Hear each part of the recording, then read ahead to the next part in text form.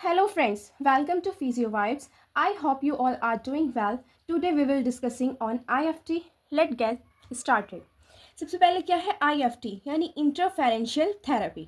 Okay, the full form of IFT is interferential therapy. It is an electrotherapy treatment mainly used for pain relief, muscle stimulation and improving blood circulation. IFT का full form है इंटरफेरेंशियल therapy. यह है एक electrotherapy treatment है जो mainly use होता है pain relief, muscle stimulation and improving blood circulation. Okay, फिर it uses medium frequency current which generally range is between 3000 hertz to 4000 hertz. इसमें मीडियम फ्रीक्वेंसी करंट का यूज़ होता है जिसकी फ्रीक्वेंसी रेंज होता है 3000 हर्ट्ज टू 4000 हर्ट्ज. ओके, फिर इसके बाद है in IFT two different medium frequency currents are closed interfered at one point which produce a low frequency beat current. IFT में दो अलग अलग मीडियम फ्रीक्वेंसी करंट को एक पॉइंट पर क्रॉस या इंटरफेयर कराया जाता है जिससे एक low frequency beat current produce होता है. ओके, फिर क्या है the beat frequency creates a therapeutic effect inside the patient tissue such as pain reduction, muscle relaxation and stimulation of healing process. ये बीट फ्रीक्वेंसी ही पेशेंट के tissue के अंदर थेराप्यूटिक इफेक्ट क्रिएट करता है जैसे पेन रिडक्शन, मसल रिलैक्सेशन और healing process को स्टिमुलेट करता है. Okay, the main concept of IFT is the interference of two currents. IFT का मेन कंसेप्ट है interference of two currents. Okay, when two medium frequency currents meet at the point interference occurs. जब दो medium frequency currents एक जगह पर मिलते हैं तो उनका इंटरफेरेंस होता है. As a result of this interference a beat frequency is form generally between 1 hertz to 250 hertz. इस इंटरफेरेंस का रिजल्ट में एक बीट फ्रीक्वेंसी बनता है जो जनरली 1 हर्ट्ज टू 250 हर्ट्ज के बीच में होता है. This beat frequency produce a therapeutic effect on the tissues of the human body. ये बीट फ्रीक्वेंसी ही ह्यूमन बॉडी के टिश्यू पर थेराप्यूटिक इफेक्ट देती है. अब एग्जाम्पल देखें. If one current is 4000 Hz and the other is 4100 Hz, then the beat frequency 4100 Hz minus 4000 फिर आता है इसका 100 Hz. ओके, इसमें क्या है कि अगर एक करंट 4000 Hz है और दूसरा 4100 Hz है तो बीट फ्रीक्वेंसी 100 Hz आएगी. ओके, ये 100 Hz बॉडी में लो फ्रीक्वेंसी जैसे काम करता है जिससे क्या होगा पेन रिलीफ और मसल स्टिमुलेशन होता है. अगर हम इसमें देखें कि मीडियम फ्रीक्वेंसी ही क्यों, वाई मीडियम फ्रीक्वेंसी, तो इसमें क्या है कि अगर हम low frequency current directly use करें जैसे क्या टेंस तो इसके रेजिस्टेंस ज़्यादा होता है यानी कि पेशेंट को डिस्कम्फर्ट होता है. लेकिन मीडियम फ्रीक्वेंसी करंट स्किन को इजीली पेनिट्रेट करता है बिना इरिटेशन के, इसलिए IFT ज़्यादा डीप टिश्यू तक रीच करता है और कंफर्टेबल फील होता है.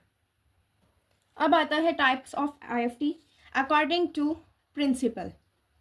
ओके, दो तरह से हैं, एक स्टैटिक एक डायनामिक. अगर हम स्टैटिक IFT देखें इसमें क्या है कि जब भी बीट फ्रीक्वेंसी एक फिक्स्ड पॉइंट पर रहती है और मूव नहीं करती यानी इंटरफेरेंस जोन स्टेबल रहता है, पेशेंट को एक ही जगह पर स्टिमुलेशन फील होती है. मोस्टली यूज़ होता है जब लोकलाइज पेन या एक स्मॉल एरिया ट्रीट करना हो. एग्जाम्पल लोकलाइज नी पेन, ये टेनिस एल्बो या फिर शोल्डर पेन. ओके, फिर है हमारे पास second dynamic IFT. Dynamic IFT में क्या है कि जब बीट फ्रीक्वेंसी अपनी पोजीशन चेंज करती रहती है, कैसे मॉड्यूलेशन के थ्रू, यानी इंटरफेरेंस जोन मूव करता है एक लार्ज एरिया में, पेशेंट को लगता है कि करंट एरिया में ट्रैवल कर रहा है. यूजफुल जब लार्ज एरिया या डिफ्यूज पेन हो. एग्जाम्पल देख सकते हैं हम क्रॉनिक लो बैक पेन या फिर थाई मसल स्पाज्म या फिर लार्ज जॉइंट पेन. अभी हमने पीछे पढ़ा था बीट फ्रीक्वेंसी. बीट फ्रीक्वेंसी क्या है? बीट फ्रीक्वेंसी वो रिजल्टेंट लो फ्रीक्वेंसी करंट है जब वो तब बनता है जब दो मीडियम फ्रीक्वेंसी करंट एक दूसरे से इंटरफेयर करते हैं. कैसे प्रोड्यूस होती है बीट फ्रीक्वेंसी? इसमें क्या है कि IFT में हम दो मीडियम फ्रीक्वेंसी करंट यूज़ करते हैं. एक फिक्स्ड फ्रीक्वेंसी, एक variable frequency. Fixed frequency for example 4000 hertz ले लेते हैं, एक वेरिएबल फ्रीक्वेंसी फॉर एग्जांपल 3900 या फिर 4100 हर्ट्ज ले लेते हैं। ओके, जब दोनों करंट जब दोनों करंट एक टिश्यू एरिया में क्रॉस करते हैं, तब दोनों के बीच इसमें क्या इंटरफेरेंस होती है और इंटरफेरेंस के बाद ही इंटरफेरेंस दोनों करंट के फ्रीक्वेंसी डिफरेंस के बराबर एक बीट फ्रीक्वेंसी निकलता है। ओके, एग्जाम्पल देख लें हम इसका। तो एग्जाम्पल में क्या है कि हमारा F1 जो है वो 4000 हर्ट्ज है और F2 देखें तो ये 3900 हर्ट्ज है। ओके, तो इसमें अगर हम बीट फ्रीक्वेंसी देखें तो 4000 माइनस 3900 हर्ट्ज, तो कितना हो जाएगा ये 100 हर्ट्ज। ओके, और ये बीट फ्रीक्वेंसी इंपॉर्टेंट क्यों है? क्योंकि जब मीडियम फ्रीक्वेंसी करंट खुद डायरेक्टली थेराप्यूटिक इफेक्ट नहीं देता, थेराप्यूटिक इफेक्ट तब मिलता है जब वो लो फ्रीक्वेंसी बीट करंट बनता है। बीट फ्रीक्वेंसी को हम थेराप्यूटिक फ्रीक्वेंसी भी कहते हैं। अब आते हैं हमारे पास के पैरामीटर्स। पैरामीटर्स में सबसे पहले है कैरियर फ्रीक्वेंसी। ये वो बेसिक मीडियम फ्रीक्वेंसी करंट होती है जो IFT मशीन जनरेट करती है। ओके, रेंज कितनी? 3000 से 5000 हर्ट्ज। कॉमन कितनी हो सकती है? 4000 हर्ट्ज फॉर जनरल यूज, ये 2500 hertz to muscle stimulation. Okay, role क्या है इसका? मीडियम फ्रीक्वेंसी स्किन रेजिस्टेंस को कम करता है और डीप टिश्यू तक रीच करता है। ओके, फिर आता है हमारे पास beat frequency. Okay, beat frequency दो मीडियम फ्रीक्वेंसी करंट्स के इंटरफेरेंस से बनता है। ओके, इसका अगर हम फॉर्मूला देखें तो इसका फॉर्मूला होता है F beat F1 minus F2। Okay, role क्या है? यही थेराप्यूटिक फ्रीक्वेंसी होती है। फिर आता है हमारे पास बेस फ्रीक्वेंसी। बेस फ्रीक्वेंसी में क्या है? स्पेक्ट्रम, यानी कि स्वीप रेंज का लोवेस्ट लिमिट होता है। एग्जाम्पल क्या है कि 90 to 100 hertz sweep base frequency. अगर हम बीट देखें तो वो 90 हर्ट्ज। उसके बाद आता है हमारे पास स्पेक्ट्रम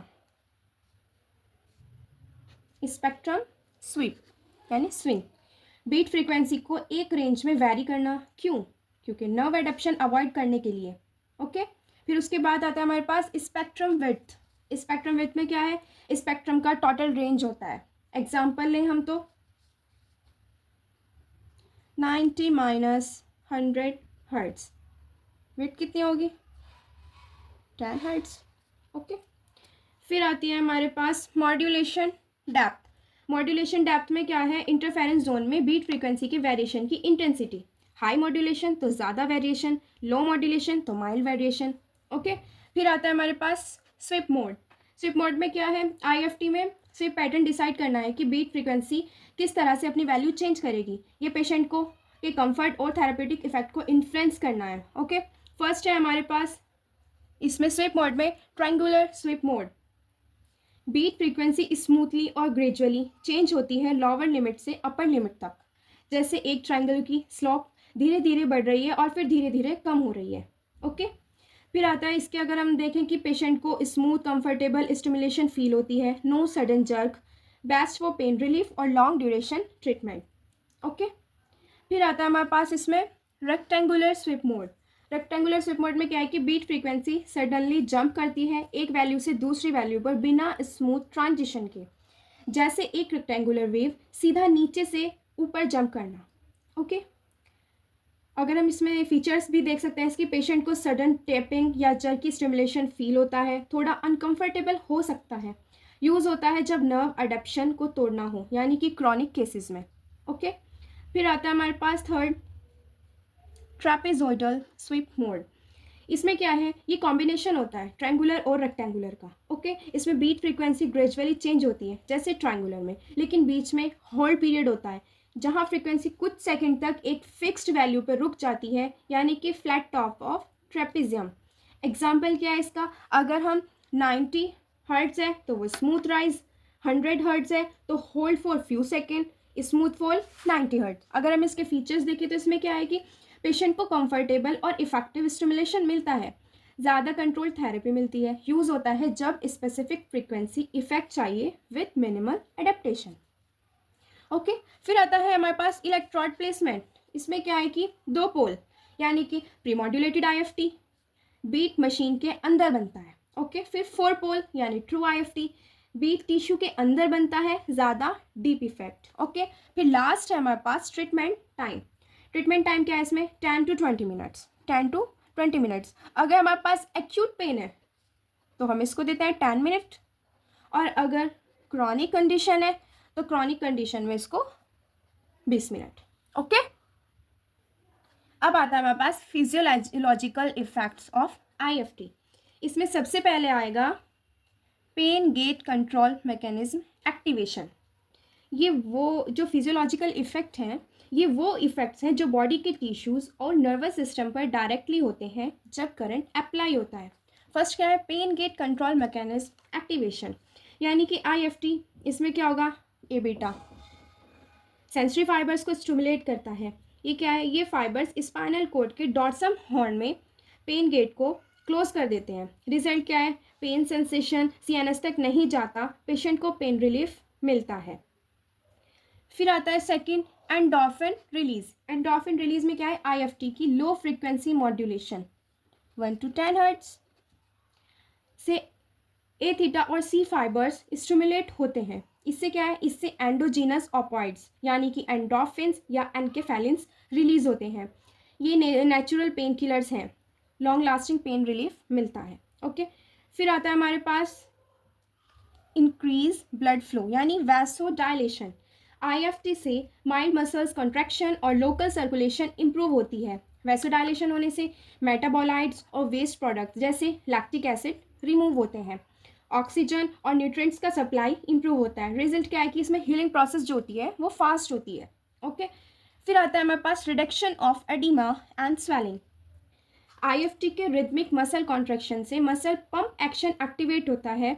इससे एक्सेस इंटरस्टिशियल फ्लूइड ड्रेन होता है वाया लिम्फेटिक सिस्टम। रिजल्ट क्या है? स्वेलिंग कम होती है।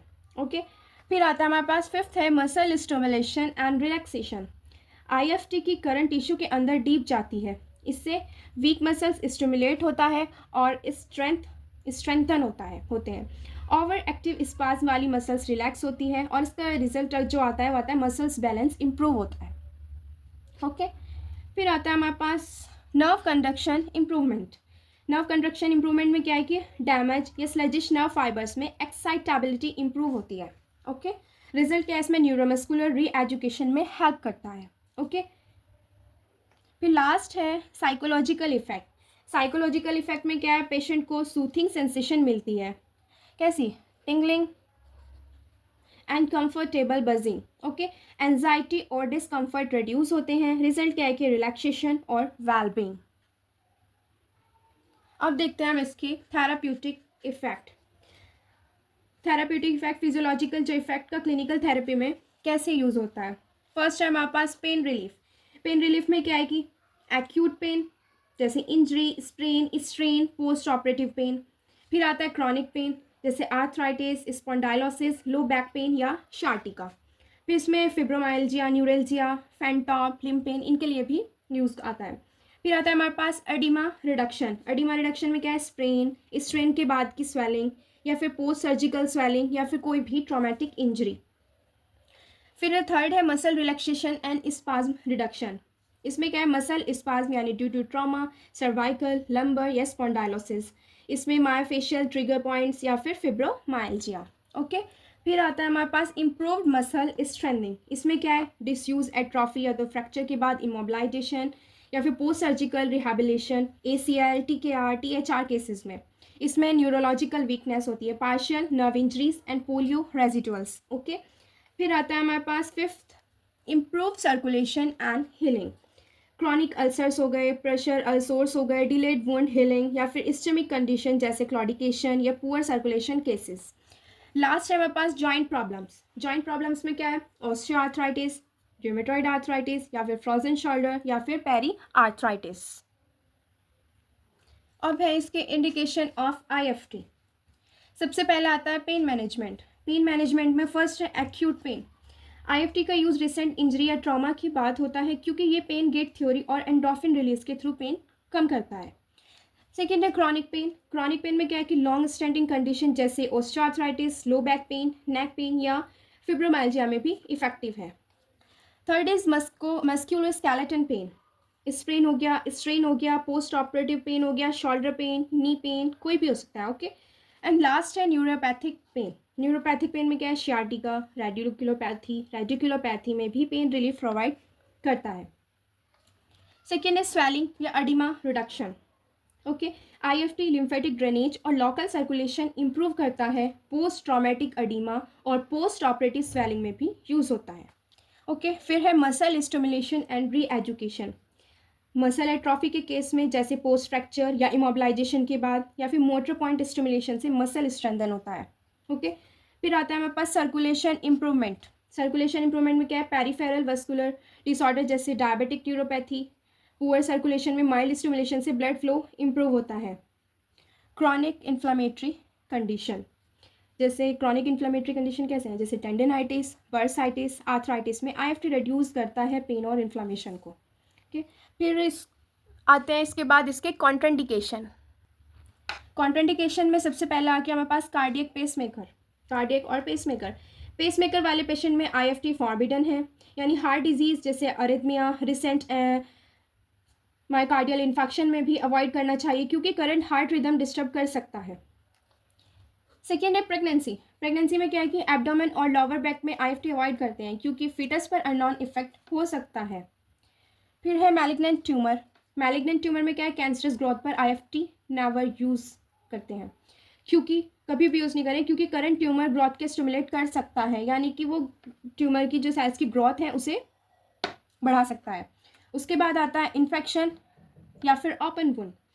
अगर स्किन इन्फेक्शन, अल्सर या ओपन वुंड हो, डायरेक्ट एरिया में आईएफटी नहीं लगाते, हाउएवर जैसे सराउंडिंग एरिया में समटाइम्स सेफ हो सकता है। ओके। फिर है इम्पेयर्ड सेंसेशन। इम्पेयर्ड सेंसेशन में क्या है कि पेरिफेरल न्यूरोपैथी या सेंसरी लॉस वाले पेशेंट में केयरफुल रहना चाहिए क्योंकि पेन सेंसेशन अब्सेंट होने से स्किन बर्न रिस्क होता है। फिर है डीवीटी यानी डीप वेन थ्रोम्बोसिस। थ्रोम्बोसिस या क्लॉट वाले एरिया में आईएफटी अवॉइड करना चाहिए क्योंकि सर्कुलेशन इंक्रीज से क्लॉट डिसलॉज हो सकता है। एंड लास्ट है एपिलेप्सी। एपिलेप्सी में क्या है कि सीजर डिसऑर्डर में हेड या नेक रीजन में यूज़ अवॉइड करते हैं क्योंकि रेयर केसेस में सीजर्स जो हैं वो ट्रिगर हो सकता है। ओके। यहाँ पर होता है हमारा टॉपिक कंप्लीट। ऐसी और जानकारी के लिए हमारे चैनल को सब्सक्राइब करें, लाइक करें एंड शेयर करें। Thank you.